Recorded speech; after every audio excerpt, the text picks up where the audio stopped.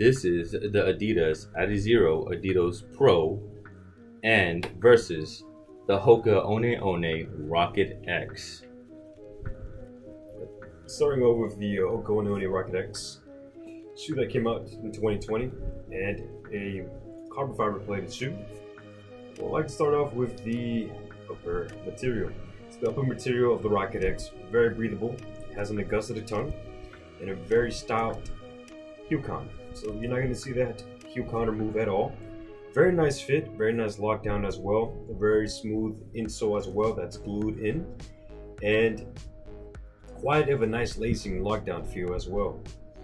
With the midsole, down to the midsole of the Rocket X, kind of give you a little bit of specs here of the Rocket X in terms of the heel and also the forefoot. So the midsole really consists of the EVA foam for the Hoka One One shoe, with the heel of the Hoka One One being a total of 35 millimeters and 30 millimeters in the forefoot. So that's giving it a 5 millimeter drop. So that you could definitely feel on the run of the shoe. So the way the ride felt was that it's a very stiff foam. A very stiff foam that even while picking up the pace, it really feels like it may take a while to break in. So the first impression running the Hoka One One Rocket X, very stiff, very stiff midsole, even landing in all parts of the shoe. That may be the midfoot, that may be the forefoot, or even the heel. The heel being actually the most cushioned of the all landing strikes of the shoe. Very rigid carbon fiber plate. Really kind of hard to tell and feel the explosion spring toe-off feel that the Rocket X gives you. Kind of also the carbon fiber plate mixing into the stiff midsole. It's kind of hard to feel that toe-off spring when you buy the carbon fiber plate in the shoe. Now the very light of a shoe to the touch, very light of a shoe when you're holding it together. Very big stack height in the look of the eye. Now to the outsole, exposed midsole rubber on the midsole on the midfoot, with a top design of the forefoot with rubber, and also in the bottom of the heel as well. Mostly an exposed midsole on the Rocket X, so the durability may be in question. The grip was actually quite fine in the wet surfaces running here in Houston in the wet weather. It was actually quite fine, not too bad at all. It's just more so kind of giving the pros and cons to the Rocket X. Nice upper material, nice lockdown feel, very breathable, very nice heel counter, keeping your foot locked in, dialed in. The cons that I would say is that it may take a while for the foam midsole to break in. But first off, if your legs are resilient to handle the firm feeling ride of the shoe, then this could be a shoe for you.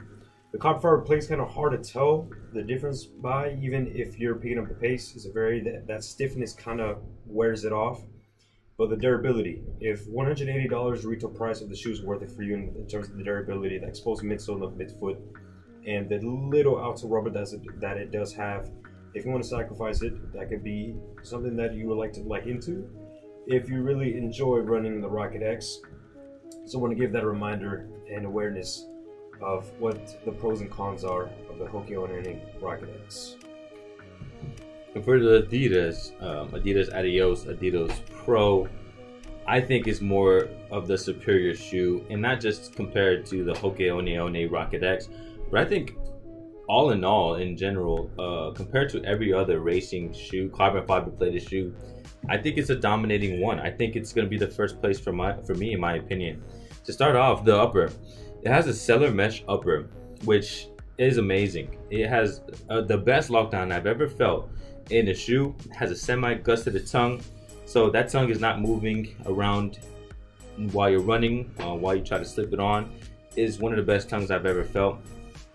With that upper being so comfortable and being cellular mesh, giving a great lockdown, the ride that you feel while you're running is just phenomenal.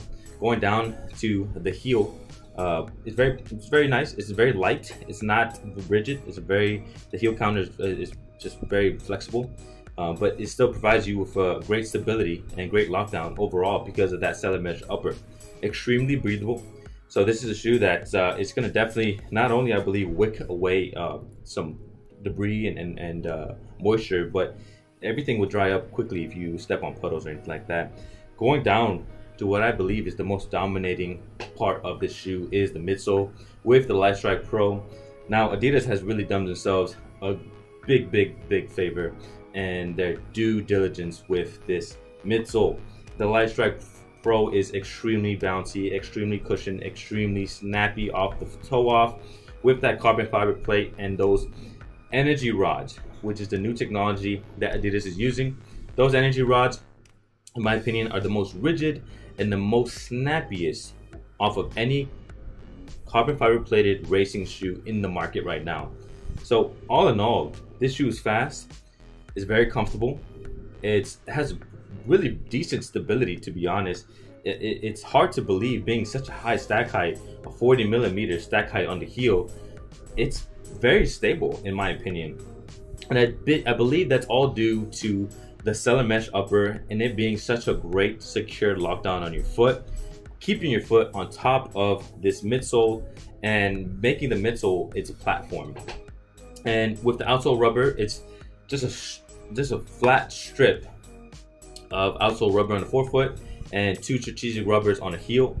Now, I don't think that's going to be long lasting. I think the durability is very low, but it's a racing shoe. You take it out for races, and I think this is a great buy. I think you're going to enjoy this shoe, and in my opinion, I would take the Adidas Adios Pro over the Hoka One Rocket X, and I'll take it over any other racing shoe in the market. I think it's the top one. It's first place for me, and it's the most comfortable, the most fun to run in, and the fastest in my opinion. What is your opinion, Andrew? My opinion would be, it's really hard to disagree with you. Just knowing what Hoka One really consists of with their midsoles and what they kind of sacrifice in terms of their ability to kind of get that less weight of a racing shoe. What the Adidas does is that just know that Light Strike Pro is really a superior shoe when it comes to 2020, the marathon races. It's one of the top dogs out there, and in my opinion has become that one top dog shoe that really many other shoes in the market towards the end of the year 2020, 2021 trying to compete with the Adios Adizero Pro 2. To be honest, I'm gonna have to go with you as well, with the Adizero Adios Pro being the better racing shoe in my opinion over the Rocket X, another carbon fiber plated shoe, but of course, as you mentioned, carbon rod shoe. So they two different things, but of course kind of serve the same purpose. But really, the Adizero Pro, that midsole and also those rods really work fantastic together. Something that the carbon fiber plate in the Hoka One and the midsole really kind of diminish about. So really, that Adizero Adios Pro really is superior in that way, in my opinion.